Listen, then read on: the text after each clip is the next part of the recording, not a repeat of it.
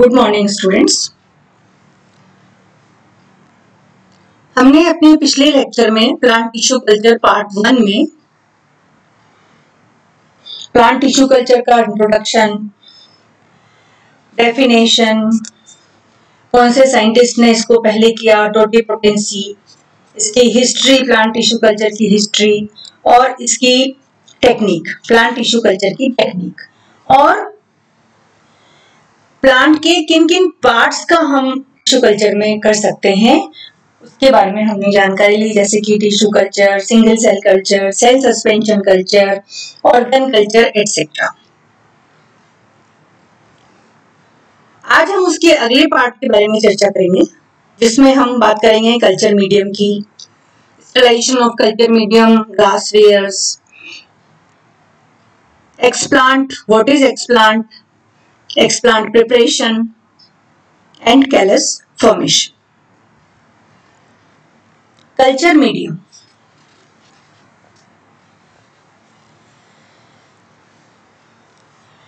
Culture medium क्या है?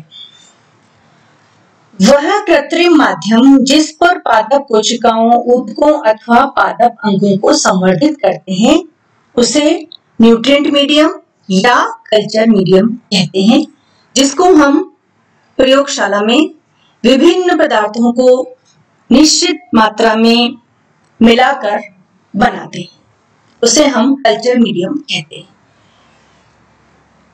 Culture medium में सबसे पहले हम इनऑर्गेनिक सब्सटेंसेस की बात करेंगे। तो प्लांट ग्रोथ के लिए मैक्रो एवं माइक्रो एलिमेंट्स की जरूरत होती है। Macro elements nitrogen, phosphorus, potassium, calcium. Micro elements में sulphur, magnesium, iron, manganese, zinc, copper, boron एवं मोलिब्डेनम के सॉल्ट्स हम इसमें काम में लेते हैं।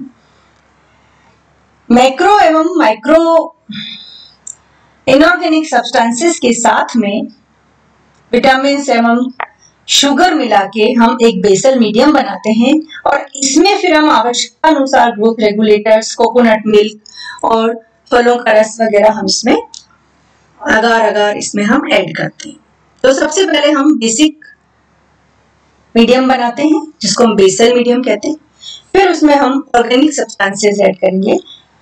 पादप की वृद्धि के लिए कार्बन, हाइड्रोजन एवं ऑक्सीजन अत्यंत आवश्यक है।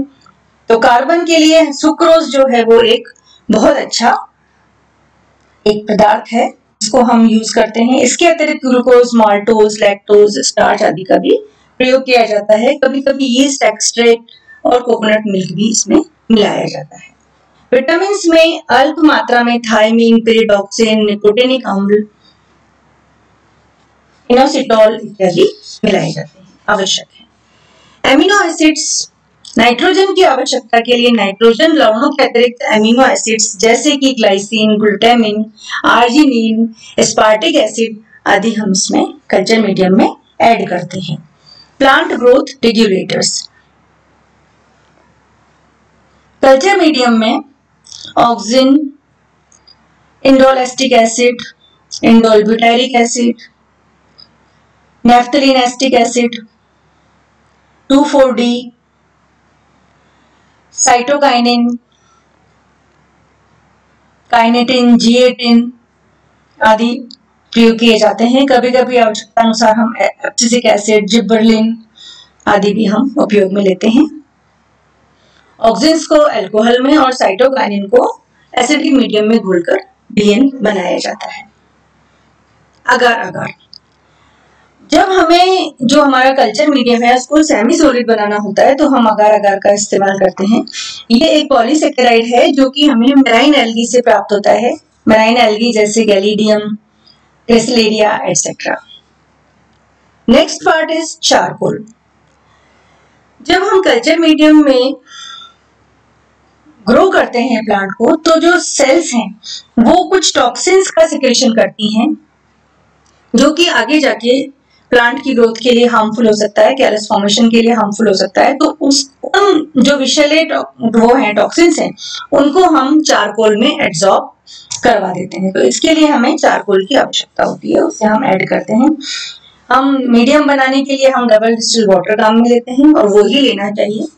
और मीडियम की पीएच जो है वो एसिड या बेस ऐड करके और बैलेंस की जा सकती है, और मीडियम की जो पीएच है वो 5.8 के लगभग होनी चाहिए।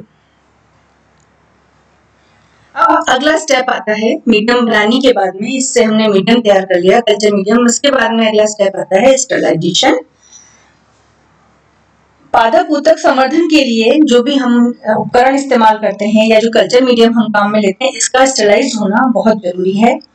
इसके कंटेमिनेटेड होने पर इसमें जो माइक्रो ऑर्गेनिजम्स हैं वो बहुत जल्दी इसमें वृद्धि करते हैं और वो हमारा टिश्यू कल्चर नहीं होने देते। तो इसके लिए स्टरलाइजेशन इज मैंडेटरी, बहुत जरूरी है। स्टरलाइजेशन निम्न प्रकार से किया जा सकता है बाय फ्लेमिंग। जो हमें प्रयोग करने में हमें इनोकुलेशन नीडल की जरूरत पड़ती है, फॉरसेप्स की जरूरत पड़ती है, तो इनको हम 90% अल्कोहल में डुबोकर सुखा लेते हैं और फिर उनको जलती हुई फ्लेम पर हम कुछ क्षण के लिए रख के और उसको हम उपयोग में ले लेते हैं। तो ये कहलाता है। इसी प्रकार से संवर्धन माध्यम युक्त फ्लास्क एवं कल्चर ट्यूब को कॉटन प्लग हटाने के बाद तेजी लौ पर घुमाते हुए गर्म करते हैं, जिससे कि उसका कोई कंटेमिनेशन ना हो पाए। Second is by oven. Oven के द्वारा इसमें ड्राई हीट से स्टरलाइजेशन किया जाता है। इसके लिए जो मेटल के जो उपकरण हैं, कांच के जो उपकरण हैं, उनको हम 200 से 300 डिग्री पर ओवन में 1 घंटे तक रख के हम उनको स्टरलाइज कर सकते हैं। Third is ultraviolet light. इसके लिए लेमिनार एयर फ्लो कैबिनेट को इस्तेमाल किया जाता है। हम कोई भी हमारा जो प्रायोगिक कार्य है उसको शुरू करने से 30 मिनट पहले हम इसको यूवी लाइट को जलाकर वहां पर उपस्थित जितने भी जीवाणु हैं उनको हम नष्ट कर सकते हैं। ये लेमिनार एयर फ्लो का डायग्राम है, लेमिनार एयर फ्लो कैबिनेट का डायग्राम है, जिसमें इस प्रकार से ये हमारे पास एक प्लेटफॉर्म है जिसपे हम काम करते हैं। ये इनोकुलेशन टेबल जिसको लिखा गया है, this is all inoculation chamber, और इसके आगे ये ग्लास शील्ड होती है। तो इस ग्लास शील्ड से हम देखते हैं यहाँ पे, और यहाँ पे हम काम करते हैं। तो इसको हम, इसमें अल्ट्रावायलेट रेज का सोर्स होता है जिसको हम चालू कर देते हैं काम करने से आधा घंटे पहले, और इस प्रकार से हम यहाँ पर काम कर सकते हैं। This is by the use of ultraviolet light, sterilization by the use of ultraviolet light on laminar airflow cabinet। अगला आता है by the use of chemicals। कांच के हमारे उपकरण हैं, बेंच है या हमारे जो एक्सप्लांट है, इनको हम केमिकल्स के द्वारा भी स्टरलाइज करते हैं। इसके लिए chromic acid, mercuric chloride, sodium hypochloride, calcium hypochloride एवं 70% अल्कोहल या ब्रोमीन वाटर, ये सारी चीजें हम इसके लिए इस्तेमाल कर सकते हैं, either of. Next is by ultra filtration. Ultra filtration जो है, इसकी आवश्यकता हमें क्यों पड़ती है? क्योंकि कई बार उच्च ताप पर कई पदार्थों का कंपोजिशन एवं उनकी जो कैरेक्टरिस्टिक्स है वो बदल जाती हैं। तो इसके मतलब ये हीट सेंसिटिव होते हैं, तो उस केस में हमें अल्ट्रा फिल्ट्रेशन का इस्तेमाल करना पड़ता है। इसके लिए कुछ संवर्धन माध्यम के लिए प्रयुक्त कुछ पदार्थ जैसे विटामिन, वृद्धि नियंत्रक, हार्मोन आदि को निर्धर्मित करने के लिए मिलीपोर मेम्ब्रेन साइज फिल्टर का उपयोग किया जाता है। Next is by the use of autoclave. यहाँ पर ऑटोक्लेव में हम वेट हीट या स्टीम के द्वारा निर्जमित करते हैं ग्लासवेयर्स को, कल्चर मीडियम को। इसमें हम 30 मिनट तक 15 पाउंड प्रेशर पर जो है वो और 121 डिग्री सेंटीग्रेड तापमान पर उपकरणों को एवं कल्चर मीडियम को रखा जा सकता है। This is autoclave, picture of autoclave. इस प्रकार से ये इसमें एक बकेट है जिसके अंदर हम पानी भर देते हैं और उसके ऊपर एक डाली रखी होती है जिसके ऊपर हम हमारा जो भी सामान हमें स्लाइस करना होता है उसे हम रख देते हैं, और उसके ऊपर ये कवर है, इसका फिर कवर कर देते हैं। यहाँ पर ये सेफ्टी वाल्व है, ये प्रेशर गेज है जिससे हम प्रेशर नियंत्रित करते हैं, और ये रिलीज वाल्व है। जब बहुत ज्यादा स्टीम बन जाती है तो कई बार हमें इंडिकेशन मिलता है और हमें स्टीम रिलीज करनी पड़ती है। इस प्रकार से ऑटोक्लेव से हम प्लांट पार्ट, कल्चर मीडियम और ग्लास वेयर्स को स्लाइस कर सकते हैं। इसके बाद में अब कल्चर मीडियम हमारा तैयार हो गया है और उसके साथ में हमारे पास में हमने उसको स्टरलाइज कर लिया है आइदर ऑफ दीज मेथड्स। अब हमारे पास दूसरा जो टास्क आता है प्रिपरेशन ऑफ एक्सप्लांट, प्लांट या कर्तोतक कैसे बनाया जाए।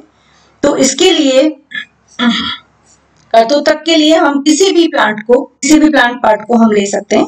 पादप की एक स्वस्थ छोटी शाखा को हम स्टरलाइज नाइफ से काट के पानी से धोएं, फिर इसको थोड़ा डिटर्जेंट से सरफेस स्टरलाइजेशन कर लें, इसका 3-4 बार धो के फिर इसको पानी से धो लें डबल डिस्टिल्ड वाटर से, और इसके बाद इसको लेमिनार एयर फ्लो बेंच पे रख के और एथाइल अल्कोहल से स्टरलाइज कर लें, और एंड में इसको बार में इसको धो के डबल डिस्टिल्ड वाटर से धो के और इसको हम स्लाइस कर सकते हैं। कर्तोतक कोई भी प्लांट पार्ट हो सकता है। Now aseptic transfer and inoculation of explant. Explant का संवर्धन माध्यम पर, कल्चर मीडियम पर एसेप्टिक कंडीशंस में ट्रांसफर करने को ही हम इनोक्यूलेशन कहते हैं या संरोपण कहते हैं। इसमें हम सबसे पहले जो करेंगे वो है कि जो हमारा जो स्टरलाइज जो एक्सप्लांट है उसको हम एक पेट्री प्लेट में रखेंगे, फिर सब हाथों को और काम में आने वाले सारे जो भी हमारे उपकरण हैं उनको हम स्टरलाइज कर लेंगे। फिर उसके बाद में स्प्रिट लैम्प जलाकर कल्चर मीडियम कंटेनिंग जो हमारी ट्यूब या फ्लास्क है उसको हम लॉ के पास लाएंगे, उसका कॉटन प्लग हम हटाएंगे और उसको उसकी जो नेक है उसको स्प्रिट लैम्प की फ्लेम पर घुमा के थोड़ा सा गर्म कर लेंगे। इसके बाद में हम इनोक्यूलेशन नीडल से एक्सप्लांट उठाएंगे, उसको अनप्लग करेंगे ट्यूब को, कल्चर ट्यूब को, और उसमें उसको वापस से उसको एक्सप्लांट को कल्चर ट्यूब में प्लेस करके और हम उसको कॉटन प्लग को वापस लगा के और फिर से उसको एक बारी फ्लेम पर उसको उसकी गर्दन को घुमा देंगे जिससे कि प्रॉपर स्टरलाइजेशन हो जाए। नेक्स्ट स्टेप आती है इंक्यूबेशन ऑफ एक्सप्लांट। तो इनोक्यूलेशन के बाद में जो ये हमारी जो टेस्ट ट्यूब्स हैं, कल्चर ट्यूब्स या जो कल्चर फ्लास्क हैं, इनको हम इंक्यूबेशन के लिए कल्चर रूम में ट्रांसफर कर देते हैं। कल्चर रूम में कंट्रोल्ड टेम्परेचर, रिलेटिव ह्यूमिडिटी और कंट्रोल्ड लाइट कंडीशंस होती हैं। तो इसके लिए हमें 28 डिग्री टेम्परेचर चाहिए, 28 डिग्री सेंटीग्रेड, और रिलेटिव ह्यूमिडिटी हमें चाहिए 55 से 60%, और 18 इंच की फ्लोरेसेंट ट्यूब के 10 × 10 लक्स प्रकाश में हम इसको 16 घंटे के लिए रखते हैं। और जरूरत के हिसाब से हम प्रकाश को बंद भी कर सकते हैं और समय अंतराल पर हम संवर्धन की जांच करते रहते हैं। ये एक पिक्चराइजेशन डायग्राम है ये इसका, इसमें हम ये सारी चीजों को शॉर्ट में एक्सप्लेन कर सकते हैं। ये एक पॉटेड प्लांट है जिससे हमने एक लीफ को एज एक्सप्लांट हमने लिया है, इसका हमने सरफेस स्लाइडेशन कर लिया है जो हमने बताया बहुत सारे तरीकों से। इसके बाद में इसको हमने कल्चर मीडियम पर इनोकुलेट कर दिया है, यहाँ पे इसको संरोपित कर दिया है और हमने इसको वहां पे उसमें ट्रांसफर कर दिया है कल्चर चैम्बर में, जहां पर इंडक्शन ऑफ कैलस हो गया है, कैलस बन गया है। ये कैलस जो है हमने पहले भी कहा है कि अनडिफरेंशिएटेड मास ऑफ सेल्स होता है, इसको हम कैलस कहते हैं। फिर इसके बाद में हमें जो भी चाहिए, इससे हमें regeneration of shoot, regeneration of root, जो भी चाहिए उसके अकॉर्डिंग हम कल्चर मीडियम में कुछ और ऐड करके और इसका सब कल्चर करके हम इसको प्लांटलेट्स में डेवलप कर लेते हैं और उन प्लांटलेट्स को फिर हम पॉटेड प्लांट्स में डाल देते हैं, पॉट्स में डाल देते हैं और नेचुरल क्लाइमेट में हम उनको ट्रांसफर कर देते हैं।